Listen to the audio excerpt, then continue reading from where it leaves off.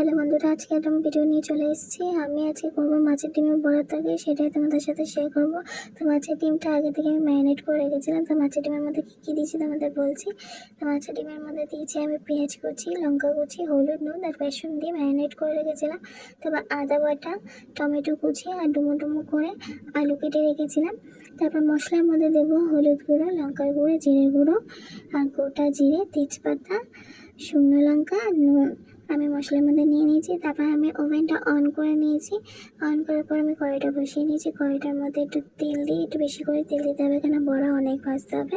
তো তেল দিয়ে আমি তেলটা হালকা হালকা গরম হয়ে এসছে। আমি এক এক করে দিয়ে দেবো যে আমাদের মাছের ম্যারিনেট করা ছিল মাছের ডিমটা, সেই বড়ার আমি এক এক করে গোল গোল করে দিয়ে দেবো। তো ওই দেখুন নিচে লাল লাল করে ভাজা হয়ে গেছে। তো এইটা আমি হালকা হালকা করে উল্টে দেবো, কেন আমি হালকা আঁচে দিয়েছিলাম, কেন ভেতরটা মানে কাঁচা থাকবে। জোরে আঁচে দিয়ে দিলে তো আস্তে আস্তে আমি প্রথমে হালকা হালকা করে ভেজে নিয়েছি, তাহলে জোরে দিয়েছি। তাহলে এটা ভাজা দিতে তোমাদের একটা জিনিস দিই, দেখো এখানে আমাদের এখানে কি জোরে বৃষ্টি এসেছিলো, সেটাই তোমাদের দেখাতে এসেছি। তো চলো, ওখানে মানে আমার বড়া ভাজা হয়ে গেছে। হ্যাঁ, আমার বড়া ভাজা হয়ে গেছে। তো আমার এই বড়াগুলো এক এক করে আমি এবার তুলে নেবো, ঠিক আছে। এই তেলেই আমি সব ভাজা নিয়েছি। এবার আমার বড়া ভাজা পুরো হয়ে গেছে, দেখো কমপ্লিট।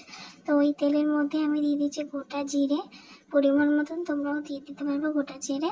তারপর হচ্ছে তেজপাতা, শুকনো লঙ্কা দিয়ে দিতে হবে। তেজপাতা, শুকনো লঙ্কা আমি দিয়ে দিয়েছি। এবার হালকা হালকা করে একটু ভেজে নিতে হবে। তো আমার ভাজা হয়ে গেছে। এবার আমি যে আলু কুচি করা ছিল সেই আলুগুলো আমি দিয়ে দেবো। তো আলু আমি সব দিয়ে দিয়েছি, দিয়ে একটু ভালো করে নাড়াচাড়া দিতে হবে। তো লাল লাল করে ভাজতে হবে। তো আমি লাল লাল করে ভাজার জন্য একটু করে লবণ দিয়ে দিয়েছি আলুর মধ্যে। তো ভালো করে আমি এবার ভাজবো আলুটাকে। তো দেখো অনেকটাই লাল লাল হয়ে এসেছে, আর একটু লাল লাল হবে। তো দেখো এবার আমি দিয়ে দেবো টমেটো কুচিটা, যে কেটে রেখেছিলাম সেই টমেটো কুচিটা দিয়ে দেবো। তো টমেটো কুচিটা দিয়ে একটু ভালো করে নাড়াচাড়া দিতে হবে। তো ভালো করে নাড়াচাড়া দিয়ে আমি রেখে দিয়েছি। তারপর আমি ভাজা হয়ে গেলে তারপর আমি ওই যে পেস্ট করা ছিল আদা বাটাটা, সেটা আমি দিয়ে দেবো। দেওয়া হয়ে গেছে। আমি এবার দিয়ে দেবো হলুদ গুঁড়ো পরিমাণ মতন, তারপর হলুদ জিরের গুঁড়ো পরিমাণ মতন দিয়ে দেবো। তারপর দিয়ে দেবো লঙ্কার গুঁড়ো পরিমাণ মতো। এবার যেই যেমনি ঝাল খাই ভাই, আমরা এতটা ঝাল খাই তাই জন্য আমরা দিয়ে দিয়েছি একটু বেশি করে লঙ্কার গুঁড়ো। তারপর লবণ দিয়েছিলাম আমি আগে, আলু ভিডিওতে তোমাদের বলেছি, তবে আবার অল্প করে একটু লবণ দিয়ে দিয়েছি। যদি লবণ কম থাকে তোমরা একটু টেস্ট করে নিতে পারো। তো আমি যে আদা বেটেছিলাম সেই বাটিটার মধ্যে একটু জলটা ধুয়ে আমি ওই তরকারির মধ্যে দিয়ে দিয়েছি। তো দেখো আমি ভালো করে কষাবে যতক্ষণ মশলার গন্ধটা না যায়। তো আমার ভালো করে দেখো কষানো হয়ে গেছে।